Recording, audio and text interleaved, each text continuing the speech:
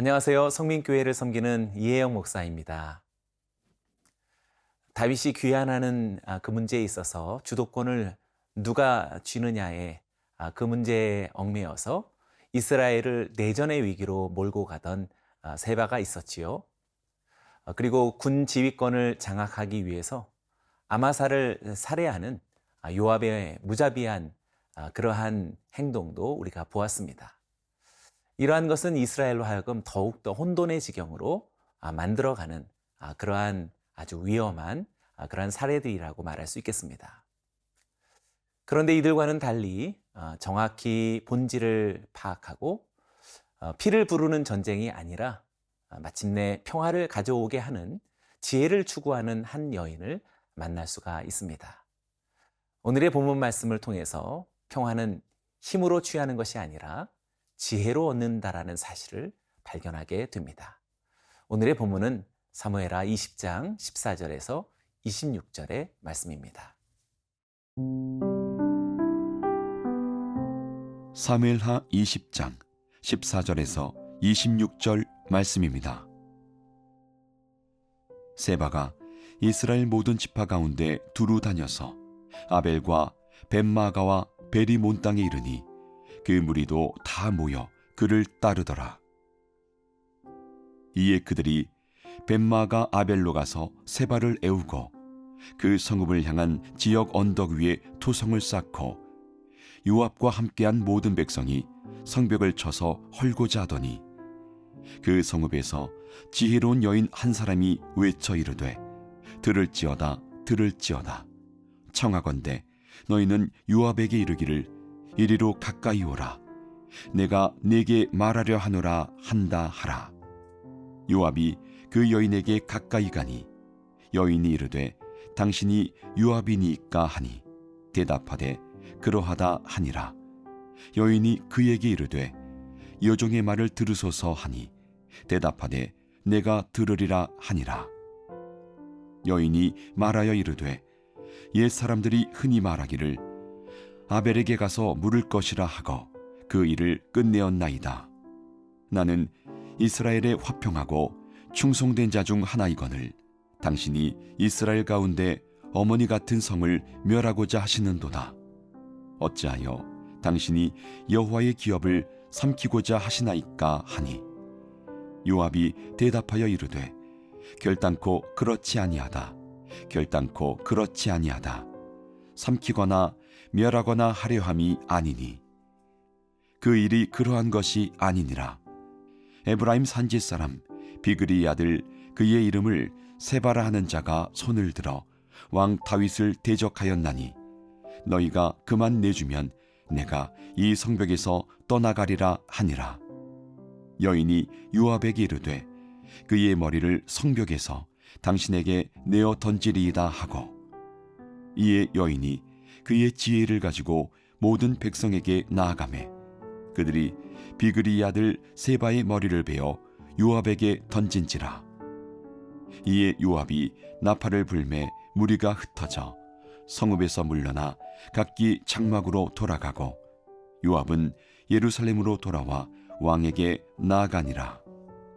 요압은 이스라엘 온 군대의 지휘관이 되고 여호야다의 아들 브나야는 그렛 사람과 블렛 사람의 지휘관이 되고 아도람은 감역관이 되고 아일루스의 아들 여호사밧은 사관이 되고 수아는 서기관이 되고 사독과 아비아달은 제사장이 되고 야일 사람 이라는 다윗의 대신이 되니라. 반란을 일으킨 세바는 다윗과 유다 사람들과 결별한 뒤에 이스라엘 모든 지파를 두루 다니면서 자신의 지지 세력을 모았습니다. 세바는 주로 갈릴리 북쪽 지역 아벨, 벳마가, 베림 지역에서 사람들을 결집시켰는데요. 아마도 다윗이 속히 세바를 추격하게 해서 세력을 규합할 시간을 주지 않았기 때문에 그마저에 그쳤으리라 생각합니다. 만약 그렇지 않았었다면 세바는 나머지 지파들을 모두 규합해서 더 큰 내전을 일으킬 수도 있었을 것입니다. 그러나 요압은 다윗의 명령을 뛰어넘어서 이 세바의 세력에 대한 강력한 진압을 목표한 것이지요. 15절의 말씀을 보겠습니다. 이에 그들이 벤마아가 아벨로 가서 세바를 애우고 그 성읍을 향한 지역 언덕 위에 토성을 쌓고 요압과 함께한 모든 백성이 성벽을 쳐서 헐고자 하더니, 요압이 이끄는 군대는 세바가 숨어든 아벨성을 공격하기 위해서 토성을 쌓고 성벽을 헐고자 했다라고 말합니다. 성을 공격하는 공성전이 시작되는 것이지요. 이 공성전은 인명과 재산 피해가 막대하게 발생하는 것은 자명한 그러한 전투 방법입니다. 주도권 문제로 온 이스라엘을 흩어져 내전을 불사하게 만드는 세바 한 사람을 잡기 위해서 이스라엘 한 성읍을 헐어버리려는 공성전을 펼치는 요압이나 모두가 하나님 나라의 모습과는 전혀 다른 것이다라고 할 수 있겠습니다. 평화적인 해결이 아닌 파괴적인 공멸을 택한 것이라고 말할 수 있습니다. 그런데 이때 한 여인이 등장합니다. 16절의 말씀입니다. 그 성읍에서 지혜로운 여인 한 사람이 외쳐 이르되 들을지어다 들을지어다 청하건대 너희는 요압에게 이르기를 이리로 가까이 오라 내가 내게 말하려 하노라 한다 하라.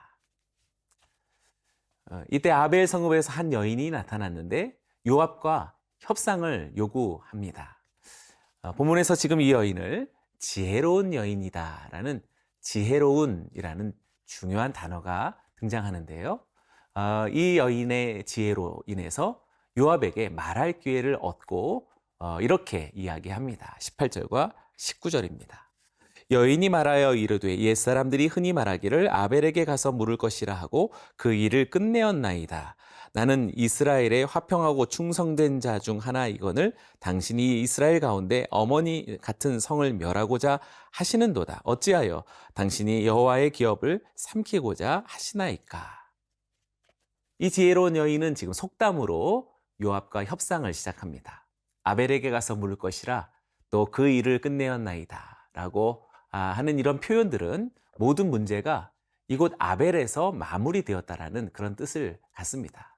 이 아벨성은 문제 해결의 지혜를 찾는 그런 성읍이라는 것이지요. 그러니 지금 이 여인은 전쟁이 아닌 협상을 제안하는 것이라고 말할 수 있겠습니다. 요압이 이 성을 상대로 전쟁을 한다면 그것은 이스라엘 중에서 어머니 같은 성을 멸망시키는 일이라고 그렇게 경고하고 있습니다. 그리고 이 일은 여호와의 기업을 삼키는 것이라고 분명하게 말하면서 전쟁과 그 대상에 대한 본질을 생각하게끔 해준 것입니다. 이미 아마사를 살해하고 세바를 추격해온 요압은 아마 맹목적인 곤명심으로 가득 차 있었다라고 볼 수 있겠습니다.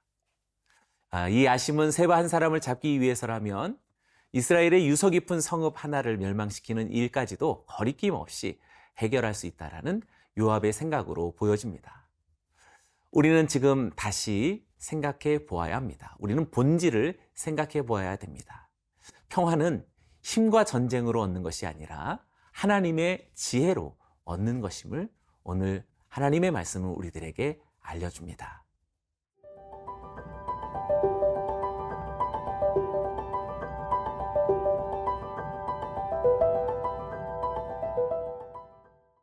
여인의 논리적이고 설득력 있는 지혜의 말에 요압은 자기가 원하는 것은 아벨 벤 마아가를 멸망시키려는 것이 아니라고 그렇게 거듭 강조합니다. 요압은 반란의 주모자인 세바만 넘겨주면 떠나겠다라고 그렇게 약속하는 것이죠. 21절의 말씀입니다. 그 일이 그러한 것이 아니니라. 에브라임 산지 사람 비그리의 아들 그의 이름을 세바라 하는 자가 손을 들어 왕 다윗을 대적하였나니 너희가 그만 내주면 내가 이 성벽에서 떠나가리라 하니라. 여인이 요압에게 이르되 그의 머리를 성벽에서 당신에게 내어 던지리이다. 지혜로운 여인도 요압의 제안을 받아들이고 있지요.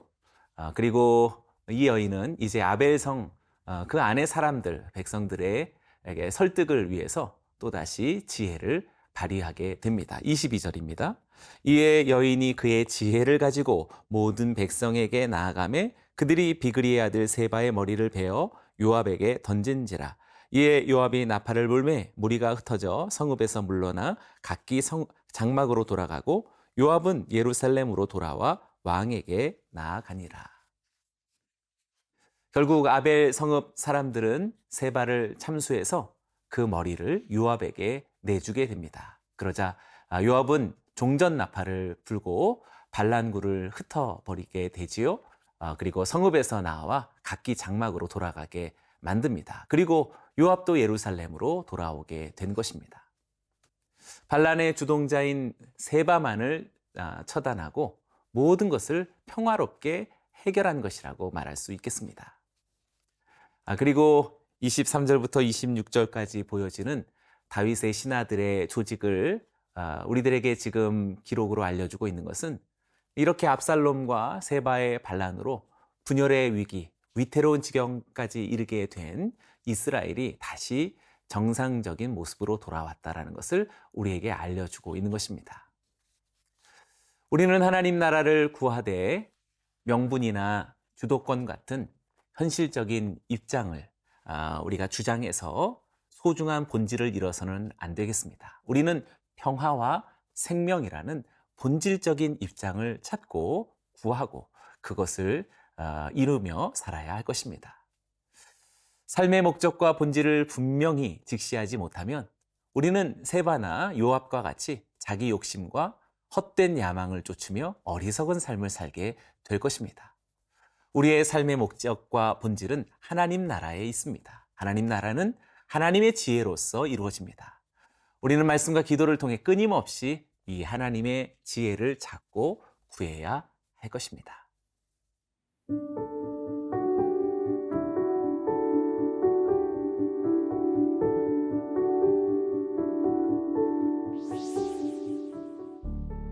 살아계신 하나님 아버지, 우리들이 삶의 목적을 분명히 발견하고 언제나 소중한 하나님 나라의 본질을 구하고 쫓으며 살게 하여 주시옵소서.